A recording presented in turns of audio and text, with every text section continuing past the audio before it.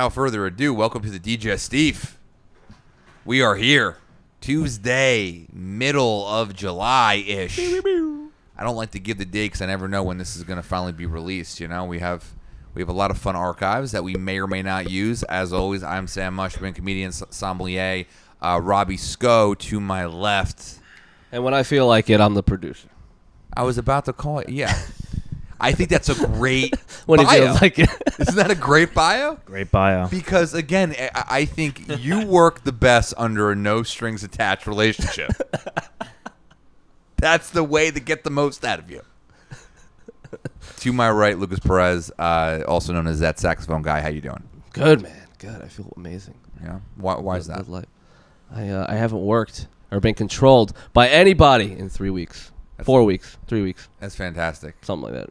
You look great. I think you're less stressed when you don't need to be in a suit all the time. I'm getting chubby, though, man. I see that. I see there's a little bit of... I thought maybe you did a couple chest days. I was going to give you the benefit of the doubt. It looks like you got a little... the pectorals might be popping out now. A little. It's all fat. It's all fattiness. Definitely down here, a little rolls. Yeah. Well, I got the opposite move with the chest today. I saw my buddy today who's pretty fit, and he was like, "Hey, man, how's your training going? You don't forget to hit the chest. Like, look a little flabby in the chest." I'm like, "Oh shit." Again, Robbie, it's one set of 10 flies, and your chest will pop a little bit. It's really like it's all it needs is a little bit of a beef up, and you're good. Mm-hmm. It's exciting, the idea of you just slowly. I mean, you're just gonna get your body's gonna get real like veiny and like ripped, you know, unless you start just eating massively. He's been eating so much though. You've been eating like 6 meals at midnight. It's ridiculous. You eat all day. I mean, no. Again, I think it's more than 8 pounds now. Are we up to 10 pounds? Is that where we're at? Well, we'll check. I kind of weigh myself once every 20 days, so I'll have to re-up on that. Oh, yeah. Is that what Charlie would want? Does he want every 20 days, or does he want every couple days? He wants some more. He's not making me count calories or anything. He's just eat. But yeah, I remember when I eat, my body is like very grateful. It's like, yeah. I just ate right now, right before we started recording, and then my body's just like, yes, more food, please. I just imagine this like 7-day workout plan he's on, and like the way Charlie manipulates it, like 6 of those days is in the gym, he's dieting, he's doing the right thing, going for a run, and the 7th day he just cleans his ex-wife's house, just like has Robbie on his hands and knees, just cleaning a Dominican woman's house up in Patterson, and that's just part of the workout regimen. No questions asked. Oh, man, we are, as always, on the Digestif. Not as always, but as much as we can, we are drinking some good fermented grape juice. I brought the fellas today a glass of Alsatian Riesling. Where could that be? It's Alsatian, meaning it's from Alsace, France. This is a region in northeastern France, the very tip. Oh, this guy. Yep, that guy right there. It's right along a river that connects France into Germany. And this is a wine that tends to have a very phallic-looking bottle to it. It's the Alsatian style and the German style have that long, skinny bottle. If you were going to imagine, if any of you, the fans of Robbie Sco on this show, if you're going to imagine Robbie's penis, you can imagine an Alsatian Riesling bottle. And, you know, very long, lanky, phallic, possibly veiny. You know, if I was going to envision your cock, it would be in that realm. Am I incorrect about that, or am I close? What? Because if you just had a big, chody cock, Robbie, it wouldn't make any sense. No, sir. It just wouldn't add up. But this is a white wine that has been done in this region for a long time. Riesling is iconic for one main reason. This is the only grape in the world of wine that can be super awesome sauce, super amazing, super incredible at every level of sweetness. We today, if you haven't noticed yet, are enjoying a bone-dry Riesling. Is there any sweetness in this at all? No. Like if my wife pissed on my face and then I just added a little bit of stone fruit, I would say, okay, is there Alsatian Riesling in my eyes? This is super acidic, super light, super minerally, because the soil, it's like pink sandstone out in Alsace. Super crazy. It's a great representation of how the soil can show its way through the grapevine, right? It's kind of like if you dated an Asian woman and all of a sudden you were more on top of your taxes, right? She exudes her positive characteristics through your soul, and it comes out in the final product. That is what the soil does in this wine. That minerality comes out, and some Rieslings do use residual sugar, but a lot of sweet Rieslings use natural sugar due to something called late harvest. It's when the winemaker keeps the grapes on the vine for several extra months, and what happens is those grapes become less of grapes and more of almost raisins. They start to raisinate on the vine. So imagine if you crushed raisins into a wine, right? Would that be a sweeter wine, or raisin sweeter? Of course. So the sugar is condensed, they caramelize. So Rieslings, sweet Rieslings, also tend to command a lot of higher price points in the world of wine because of that process, that natural sweetness. So, but again, we're on the opposite side of the spectrum today. We're enjoying a bone dry Riesling, and I'm just going to assume that when I said Riesling, the two of you might have been ready for at least a semi-sweet wine, because the American palate, when we think of Riesling, what do we think of? Did your brain possibly think Reese's Pieces? Reese's Pieces. This probably isn't going to be sweet, right? So we taste, or this is going to be sweet. My apologies. So when we tasted this wine, now that we're enjoying a bone dry version, what are our thoughts? Is it keto friendly? Absolutely. I'm trying to do keto. This is light. This is fresh. This is light body. This is like... Yeah. It's almost like a different category than a wine, because it's just, I don't know. It's like you're a different category from a human, so that's good. I'm starting to realize that. Yeah, and this bottle is very dildonic, very dildo-like. I don't know if that's an adjective. Very phallic, I think. The word was phallic. Dildonic. Dildonic is a better version of phallic, yeah. And that is, stylistically, they do that because the bottle is supposed to exude what the wine is going to possibly be a little bit about, right? In Napa, they tend to bottle wines in these heavier glass bottles that are thicker. It's the same amount of milliliters, right? But they create these wider, thicker bottles because they want you to feel like, oh my God, the bottle's heavier. This is going to be a big, meaty, expensive cab. I want to buy this, right? Whereas the Alsatian German Riesling style, great Rieslings in these regions are all about finesse, about acidity, about minerality, about all the things we just talked about. So you want a slim, phallic bottle, like you want a Robbie's penis bottle, because when you think of Robbie's penis inside of you as a woman, you probably think that was nice, that was finessey. I don't know how we got there, but he's wearing a great shirt, and I do want more. I'm hard. So the bottle tells you what you're getting into before it happens. Pinot Noir bottles, right? They're a similar shape, but they come a little wider in the bottom. But what do? They have a little more finesse. They curl up to the top, unlike Cabernet Sauvignon bottles go all the way up to the top to show that they're bigger, right? So it's all about showing what the wine's going to be about. So the only real regions in the world that you find these bottles are on each side of this river of Alsace and Mosel, Germany. It's all the same style. This has been a region in France that has been given over to the Germans, back to the French, back to the Germans, back to the French, because of the Nazis, because of the French War, all these other reasons. It was going back and forth. So there's so much German winemaking, influence in these wines, and that's why Jewish people hate these wines. No, I'm kidding. No. The point is, so there's a lot of German influence, meaning it's all about acidity, all about minerality. If you ever have German wines, you'll get the same type of details. Beautifully. Yeah, it's like the opposite of that wine that just like casts and like just fills your whole body, because it feels like it just like stays. The main taste kind of just like stays in the mouth, stays in like the tongue, doesn't like. And that was, you made that comment when we were tasting the Alban Comment Pinot Noir, I think, right? Yeah. So what is obviously a main difference is a red wine and a white wine, but what is, elaborate on the point you were making about the different feel that you're getting from this wine. Yeah, so I guess the Pinot Noir was just like super hearty. I could feel it all the way down, and this just I just feel like I put it in my mouth. It's very fresh, and then it disappears into the ether, and it's not like, I don't feel it going down because it's so I don't know. Is it tart? It's like non-obtrusive. For sure. The exact word is tart. All the fruit, when we think about the fruit notes, right? If I was going to call fruit in this wine, I would say lemon zest. I would say lime. I would say pineapple. I would say maybe a little bit of white peach, right? All that's great. But if we think about a ripe lemon, if we think about a ripe peach, a ripe pineapple, that doesn't make too much sense here, does it, right? Right. It's all about what is the condition of the fruit, right? It's not overripe, it's not ripe, it's not stewed, it's tart.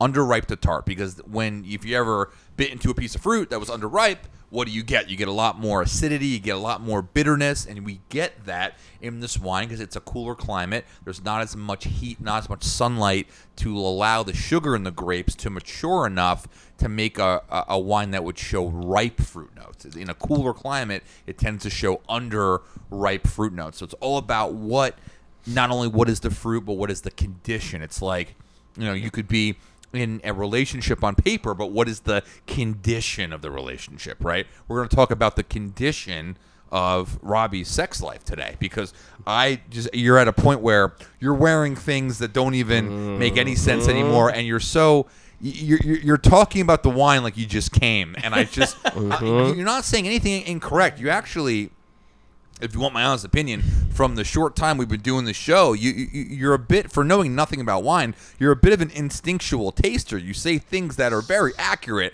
but right now you're saying them like you're about to come, and it's because of other things going on. Man. This wine might have been the perfect wine, because my lady, she was looking for something that was white but not sweet, and I was asking around the cohorts at the wine bar, spirits. Yeah. I was like, okay, I want something that's white and not sweet. And like, you have a haze over your eyes, like you're so out of semen, like you just need to drink a vitamin water and just recharge. This guy, you're looking at me like you're high, but you're not. You're just all fucked out. I get that. You're all fucked out. There's no more fucking that can be done. Lucas is tired of hearing it. Yeah. I'm hard, and you can never tell. And it's disappointing me. Me and you both. It's okay. It's all right. Fuck you. I was one other problem with my smashed face. I was wearing this exact outfit yesterday.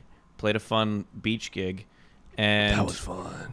Yeah, Let's talk about that. Let's talk about that. He went for a swim during the break.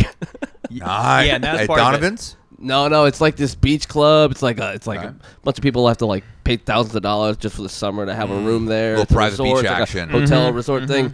Big ass pool thing. This is where we'd find the middle-aged woman that would just buy him. Oh boy, she would buy you. I don't know what that price is, but anyway, you popped in the water.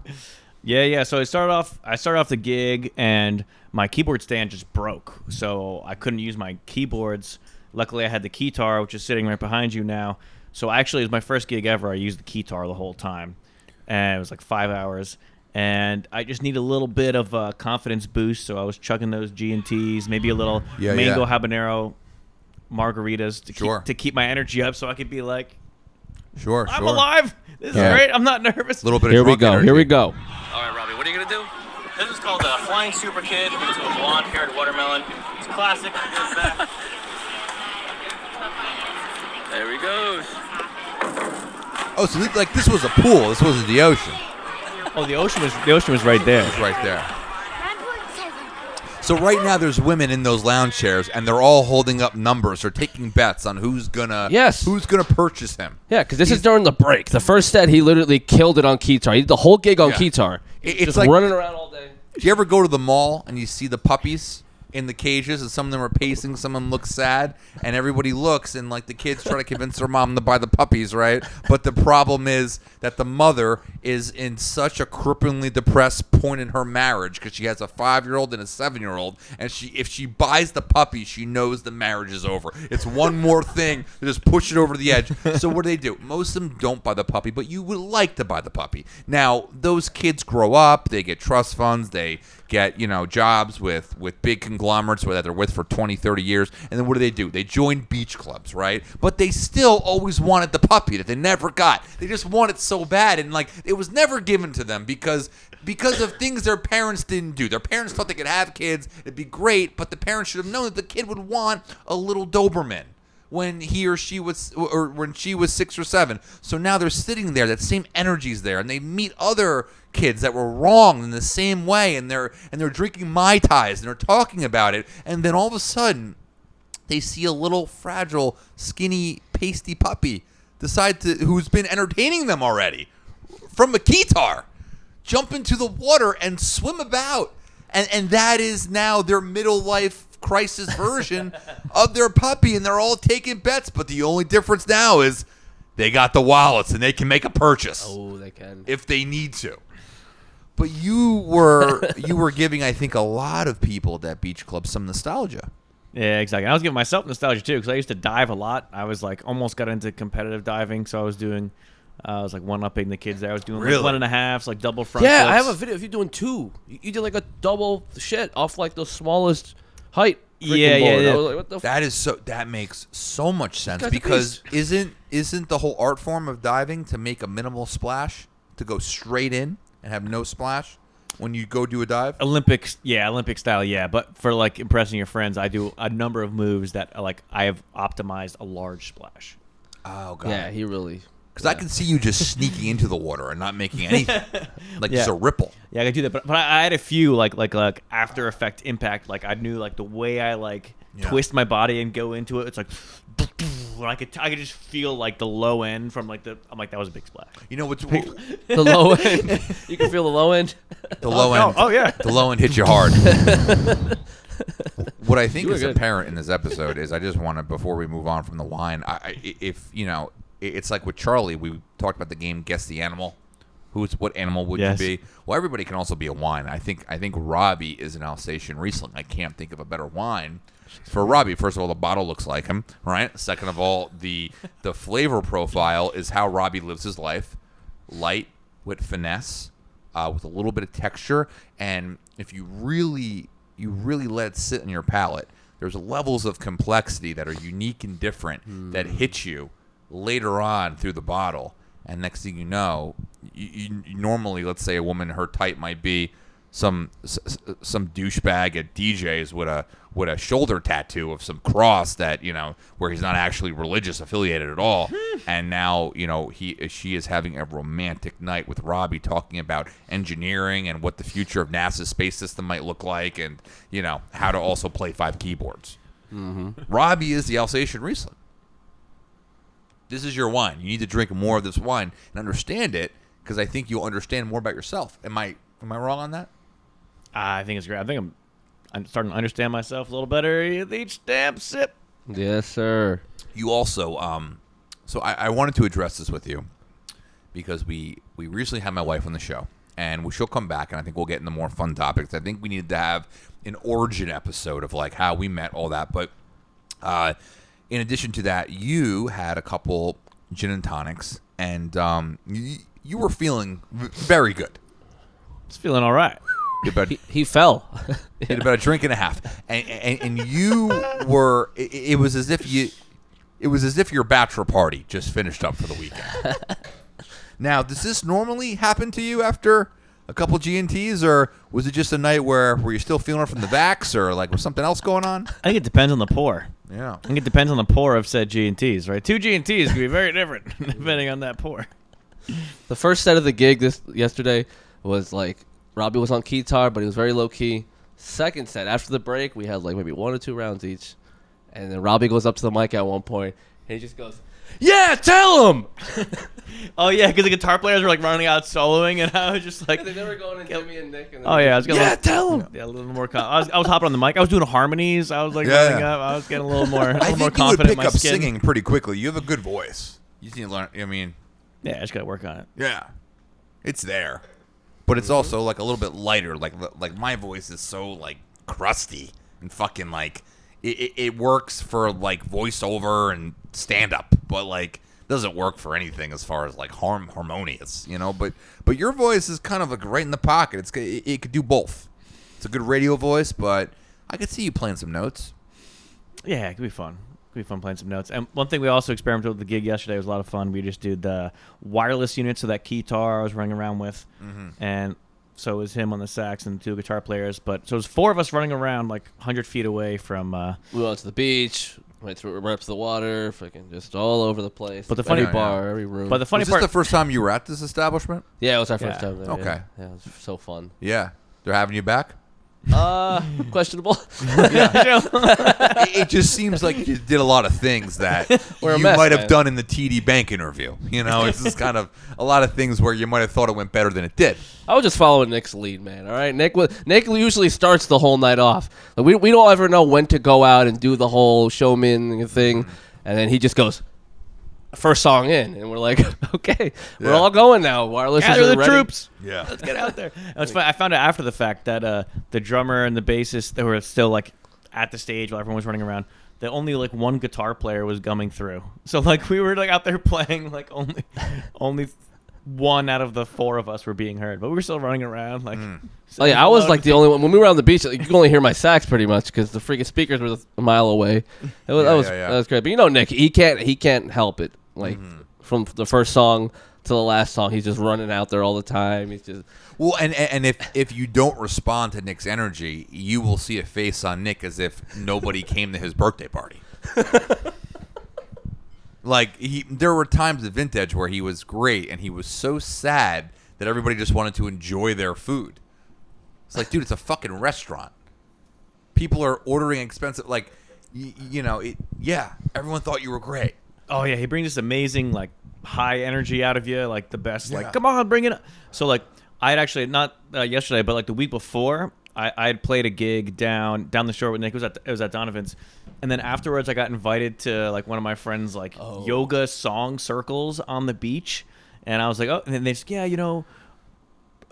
Bring your instruments. We're gonna offer like a gift to the ocean altar and like sing songs. manifest the new moon energy. or some Absolutely, shit, yeah. absolutely. So I'm like, oh yeah, that sounds fun. Bring instruments. Like I had him bring like a Bluetooth speaker I could plug in, like a battery powered speaker I could plug into. I bring a sax. I bring like synth pad keyboards. Okay, but like we just came from a Nick Ryan show, so I'm just like pretty we're hyped. hyped We're as just fuck. like, let's go. So like I walked in and she comes up to me at the song circle. She like approached me before I get to the circle. She's like, yeah, we just had like a very like loud like session. We're just kind of having like a nice like relaxing meditative moment now. I'm like, oh okay, I can vibe with that. So like I set up my speaker. I start playing like this synth pad. I'm kind of hanging out, just like they're doing some ohms. They're like chilling out.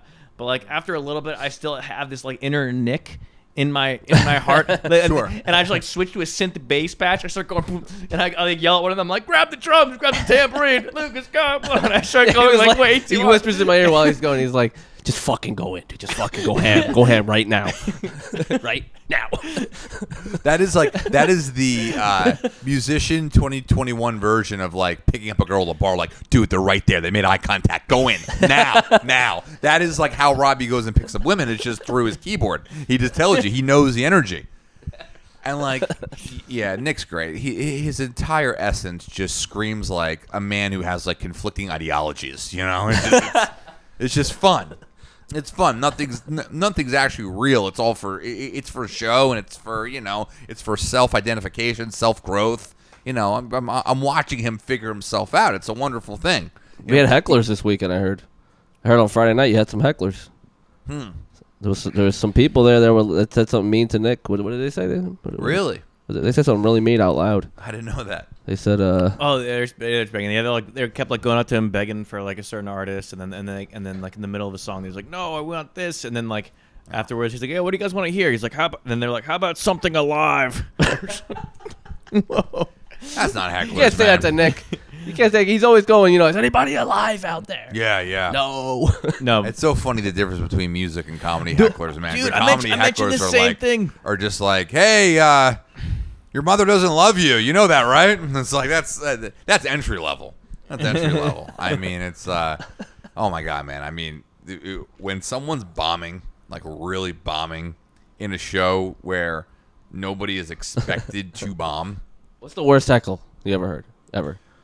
Worst heckle ever. Well, Kill yourself. I watched. I booked a comedian to perform at the show I was telling you I do at a winery down in South Jersey.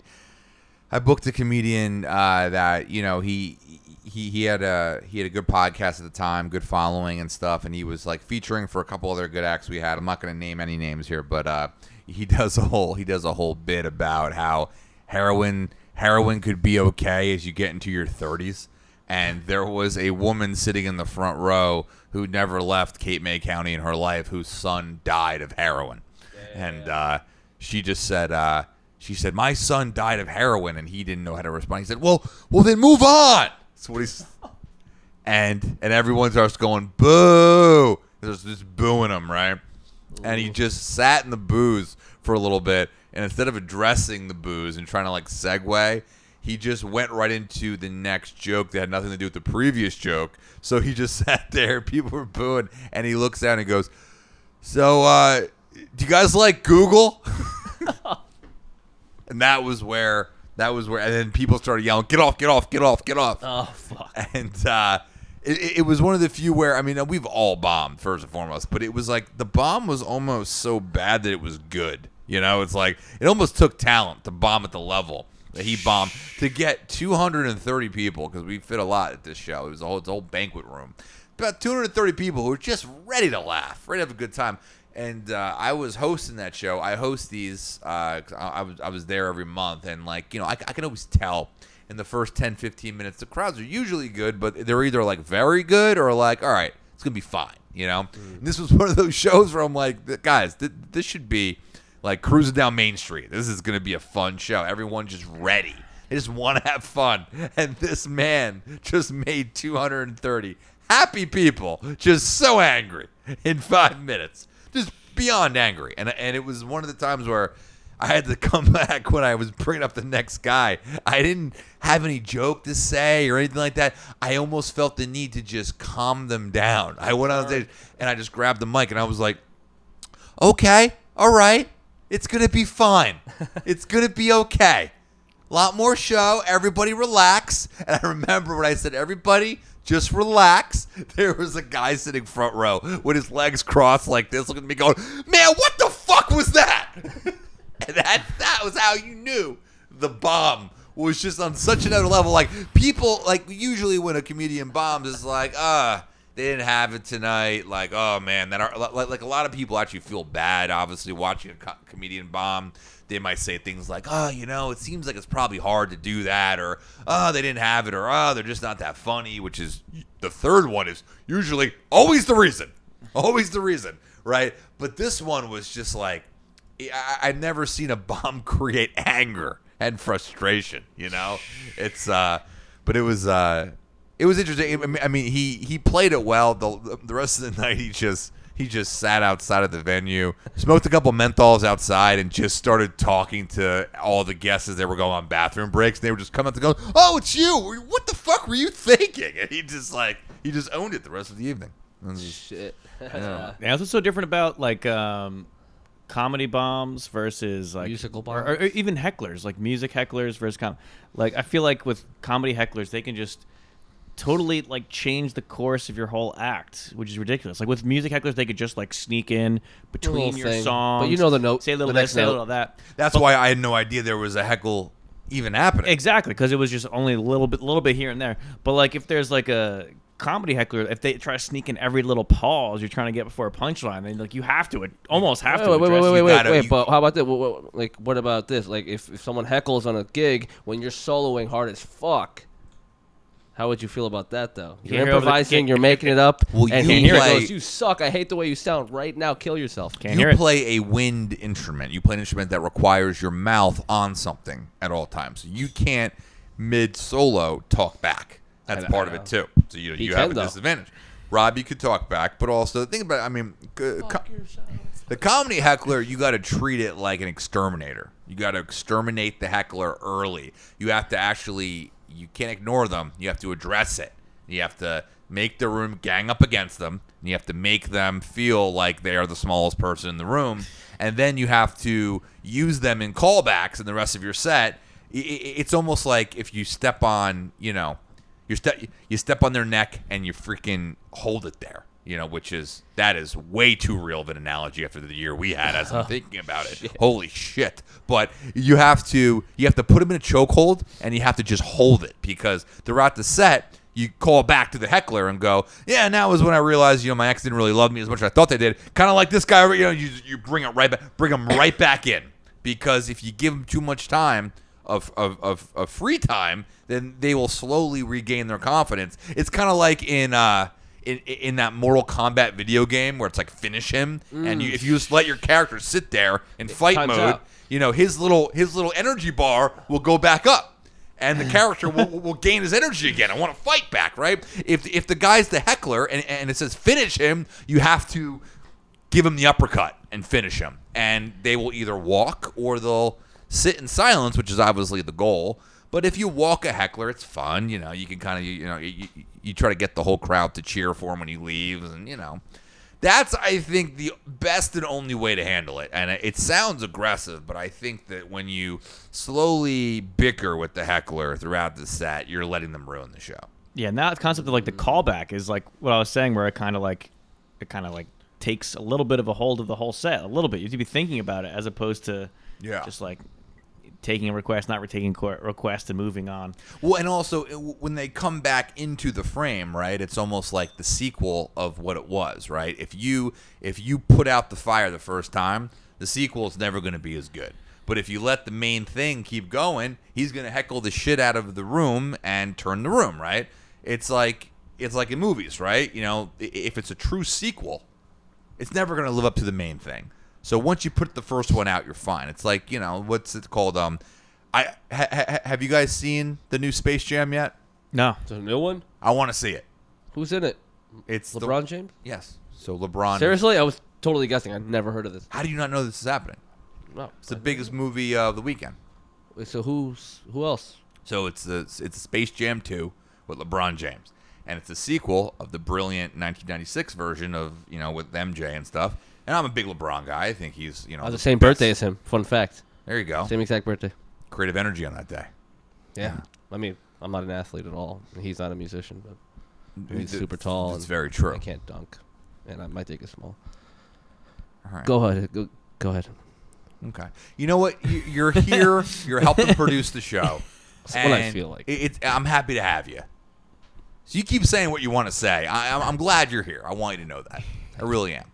I hugged you today when I saw you. I miss you. And I miss you. Yo, I miss me.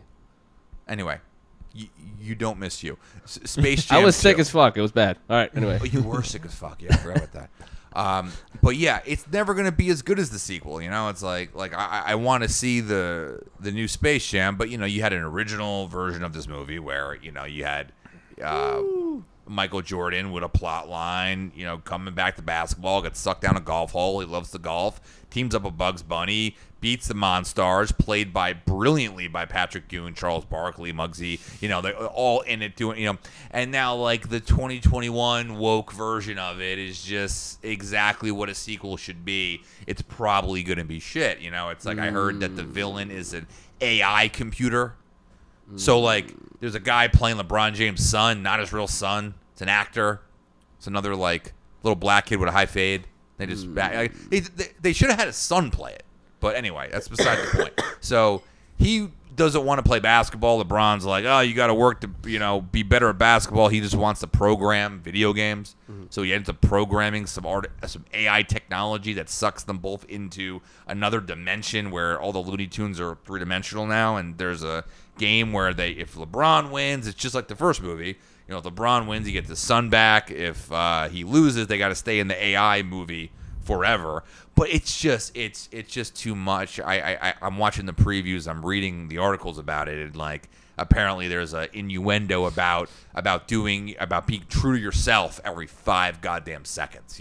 Because the whole point is like, God forbid your father, who's the greatest basketball player to possibly ever live, tells you to take a couple more layups to be good at basketball when you're jerking off in your room, casually programming an app, right? You go, which is probably easy for a lot of young kids to do now. They were born into it, right? So the whole point of the movie is to tell you that how dare you, LeBron James, try to tell your kid to be good at the game that he's the best in the world at when he's already figured out exactly what he wants to do with his life at the age of 12. It gets back to, it's so on point with what all the right things are in society to agree with, right? Who are you to tell someone who's 7 that they want to be a boy instead of a girl? Who are you to tell them they shouldn't have that surgery? The same thing, right?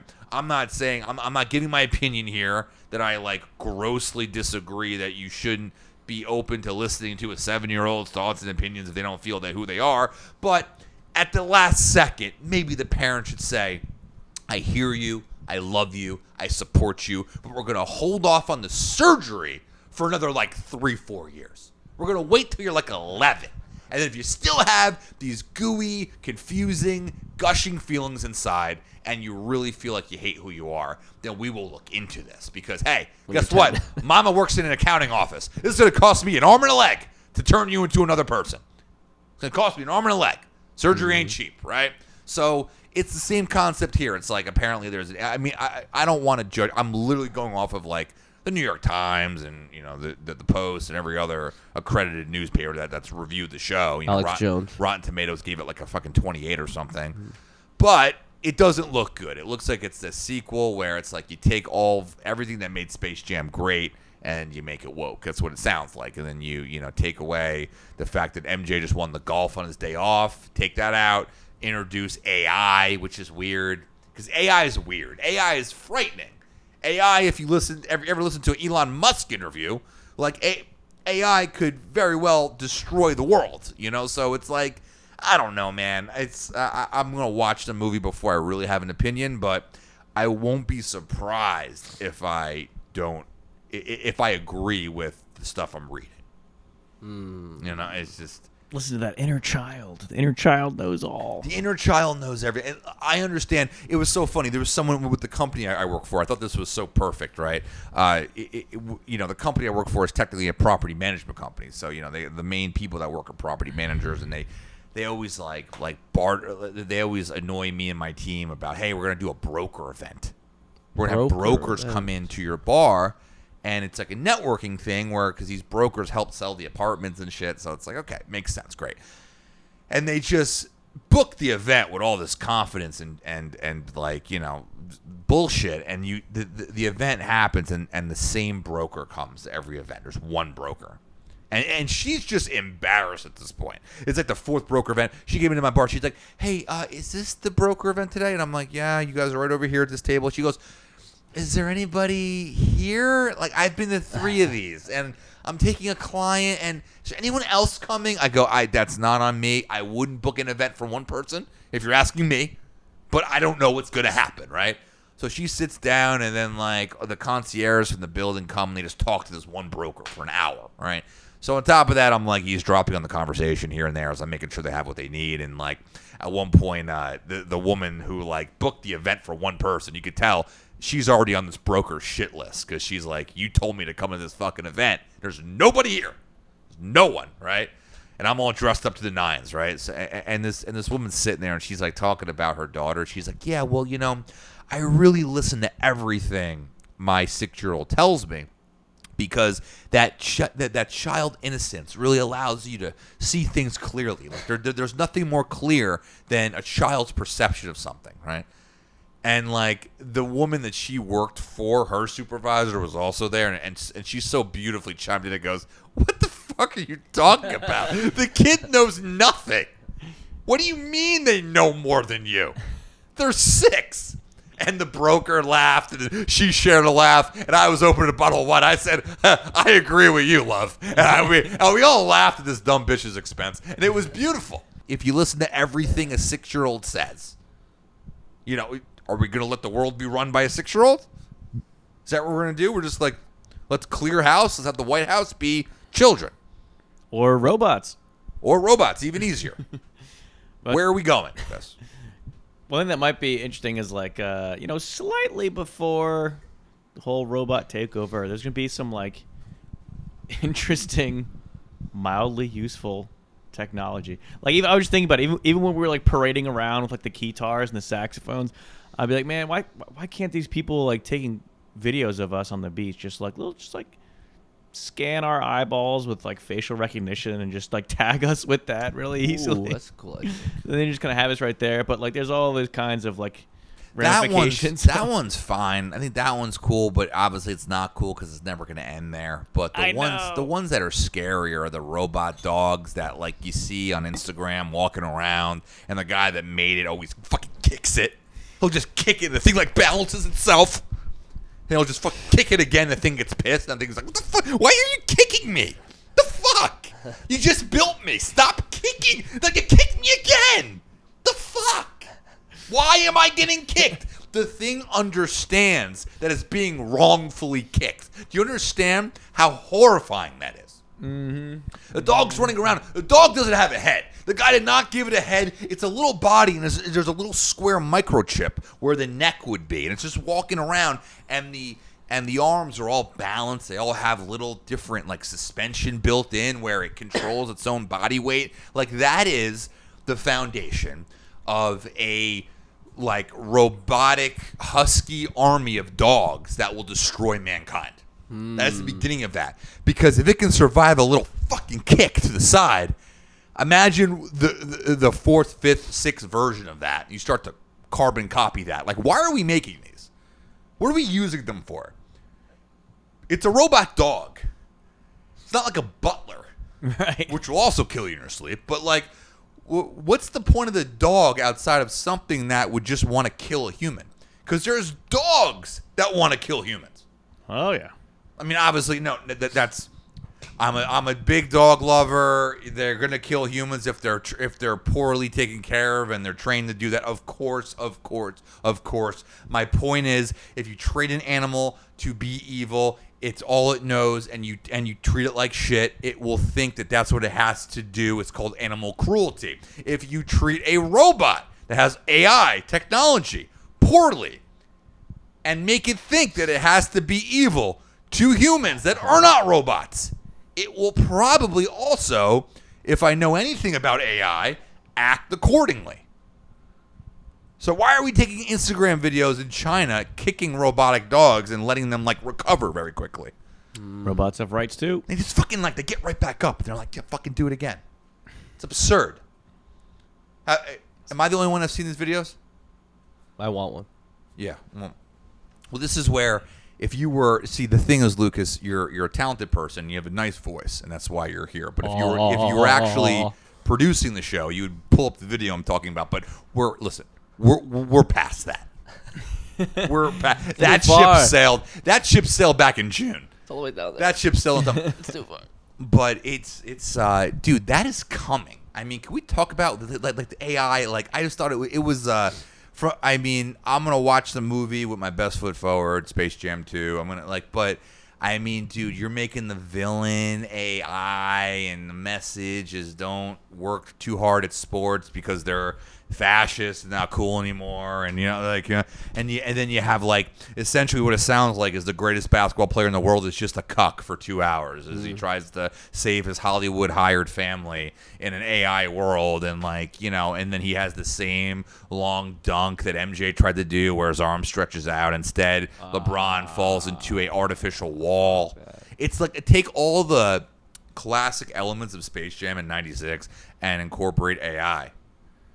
Like, the Monstars were such a genuine thing. Charles Barkley, you always knew, even when he was in shape, that he was going to be a fat fuck one day. So what do? You make his Monstar a big fat fuck, a big orange fat son of a bitch who can still dunk and get 20 rebounds, right? It was so, relatable to basketball, because how many guys have you played against that are just like, this guy is a fat fuck. Why is he out rebounding me and outscoring me? And my coach would answer. He would go, I'll tell you, Sam, because you are a pussy. And I go, that is correct. Thank you. But then I would get back in the game, and I would go ahead and average my 3 points and 4 rebounds a game at a Division II level. That was my career. Spoiler alert. 3 points? I think it was bad. My best year was my junior year. I got close to double figures, but I was not as close as you think. But the point is, it was so well put together, the 96 movie. You could see, and it's okay to make fun of a guy who might be kind of a fat fuck. And now it's the Monstars in this movie are called the Goon Squad, and they're all AI versions of themselves.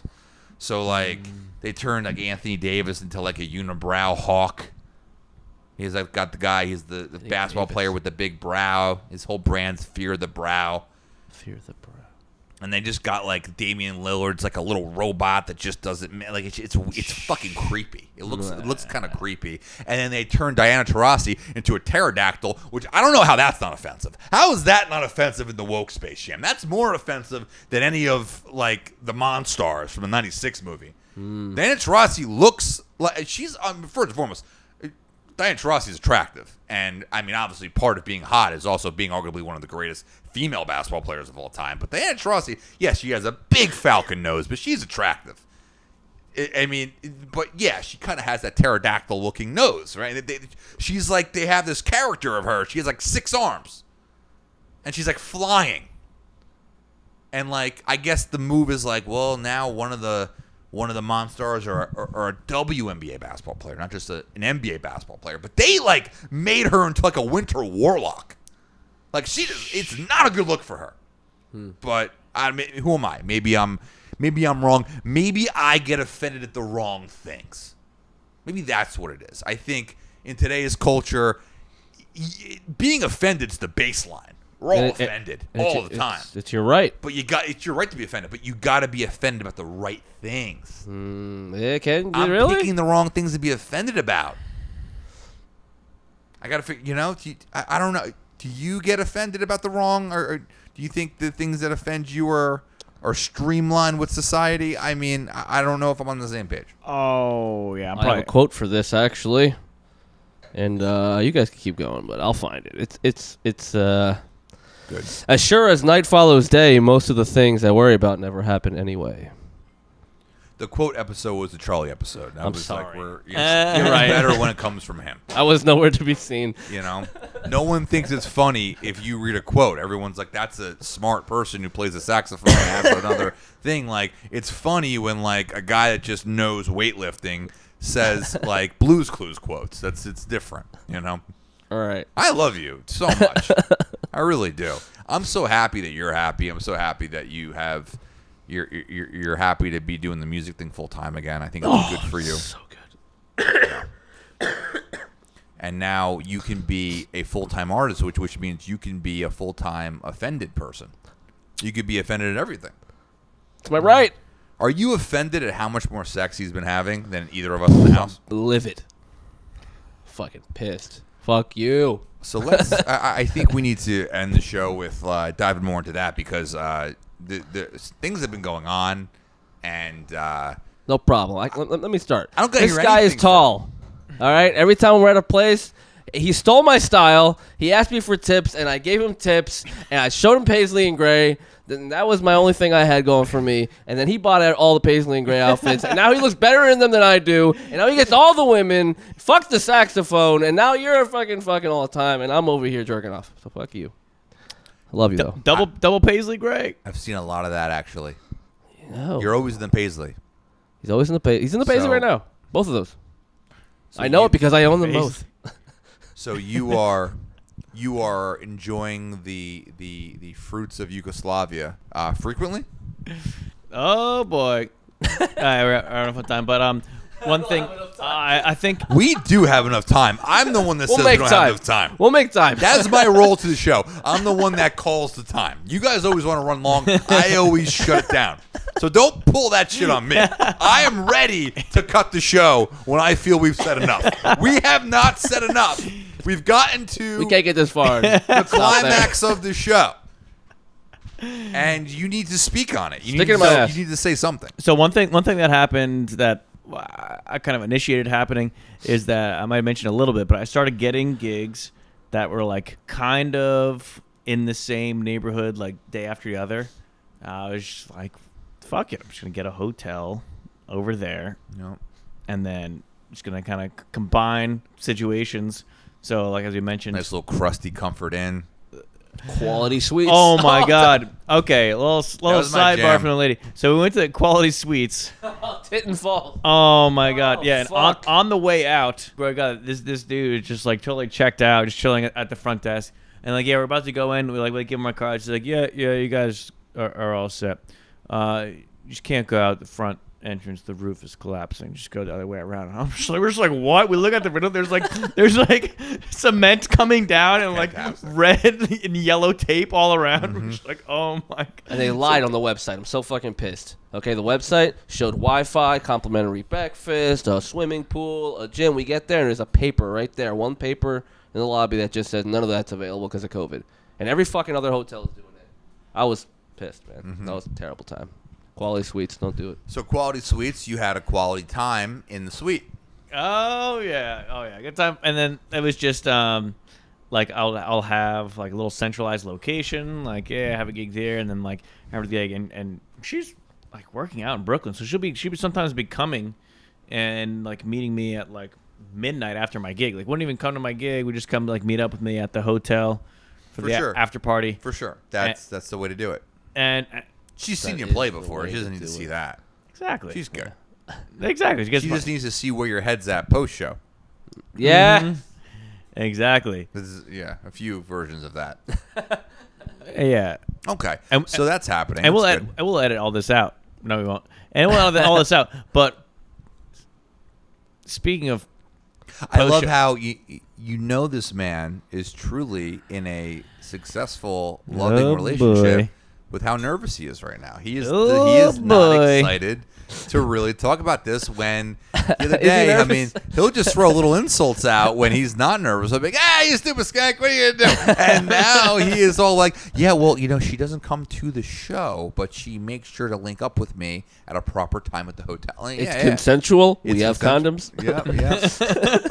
This is healthy. This is good. It's good to see that it's continuing to evolve. And we will see where it goes. You are evolving into like a music dad. You're like a guy who you had that kid when you're on the road in your early 20s, and you see him again in your late 30s. He's like in college. You're just dressed like that, no shoes. You're like, son, I knew you'd be a good pianist. Oh, your feet are in the shot. I love it. I knew you'd be a good pianist. I knew I'd pass that down to you. He's sitting there. He's like, fuck you, Dad. You were never there for me. You're like, come get a beer. Come sit here with your old man. That's the vibe. That's the vibe you got. And it's funny that my Instagram feed yesterday led into me looking like this a little bit too, because I just saw like this saxophone player on my feed, Dave Cause, just rocking out on a boat. Dave Cause is dope with Corey Wong, this like funk band. And the whole band is on a boat. Whole band wearing white pants. Smooth jazz. Whole band with white pants. Mm-hmm. So I was like, wait, should I wear white pants? I'm like, dude, I walk into Lucas's room. I'm like unsure of his health condition because he was like dying the past few days. But I'm like, hey man, this whole band's wearing white pants. I walk in, he's wearing white pants. I'm like, white pants. We're going to the shore. I'm playing the sax. White pants. White pants, man. White pants get you laid. White pants do. There's something about it, man. It's natural. It's genuine. It's freeing. The white pants, it's like if there was any reason to be unsure about yourself and your manhood, you would not wear white pants. Mm-hmm. White pants is a sense of security. It's a sense that, hey, I don't know if this is going to work out between us tonight, but I know that if it doesn't, I'm okay with that. Because what you're seeing right here is exactly what's going to happen. I'm outlining the night for you with this fabric. That's what white pants does. White pants, it's a put up or shut up. These are the white pants. Listen, and you can, you be respectful. You're like, listen, if you find me attractive, I find you attractive. I think this could be great. See these pants? These pants are ready. That doesn't mean I am. I can wait. I understand you want to go on a couple dates first. You want to go to a cafe. You want to enjoy some tiramisu and coffee and some other horse shit. Talk about, what you're still dealing with your mom that was started in your childhood that still exists till today. I'll do that, and I will be wearing checkered or white pants just so you know that when you're ready to really console, I'll be here. I'm ready. That's what white pants do. Yeah. So keep wearing those white pants. Keep listening to the show, ladies and gentlemen. This has been the Digestif. As always, I've been Sam Mushman. You can follow me on Instagram at Vino_comic. You can also follow the show at _Digestif. We've been trying to really post clips as frequently as possible. And we want to give you guys a good taste of the show with the video clips. So if you enjoy the video clips, give an episode a try. So each episode is very different, but give it a try. Check it out. Let us know what you like. More importantly, let us know what you dislike. Just engulf our DMs with negativity and darkness. Please. That is totally fine. Our producer, Lucas Perez, thank you for not producing and talking as always. You're welcome. It's Anytime. been a pleasure to see you. Yes, sir. And the one, the only Mr. Robbie Sco, the man, the myth, the legend, the one that us and the viewers are still figuring out as this show goes. We're working it out. Robbie Sco, social medias, ROBBIESKO. That saxophone guy. He talks in vagaries, but that's what it is. Until next time. Yeah. Wait, hold on. One more. That's what on the show. So this is all gonna be edited out, but like my dad used to teach golf lessons, and he still does a little bit. It's going to be edited out. Why are we pretending like we're on the podcast? What was that? It was going to be edited out. Why are we pretending we're on the podcast? Just tell me something about you. We might clip it. Okay. Cool. We might clip it. All right. Fair. But like anyway, he would give the analogy of like when you're getting your nice golf swing, you take like a nice like easy controlled golf swing, and then you just go fucking ham. You like really go fucking ham with that swing, and you find that happy medium between like the controlled and like the nice technique, and then the raging controlled one. So Are you speaking in parables? well, I'm just saying it's gonna be fun to go ham on the mic right now. I fucking love my life. This is a good time. I love my look at my white pants jizz. He has a bigger dick than me. His dick is way bigger than his. That's and not mine what put I'm together. saying. God damn it. You nailed it. That's not what I'm talking. Everything about your clean-shaven face and your nice hair is safe. Is what your father wanted to be. Oh boy. But your white pants go ham. White pants go ham. It just gives a little bit of a let loose situation. This is a man who is a walking version of an Alsatian Riesling, and he is drunk. Until next time, guys, it's been Digestif.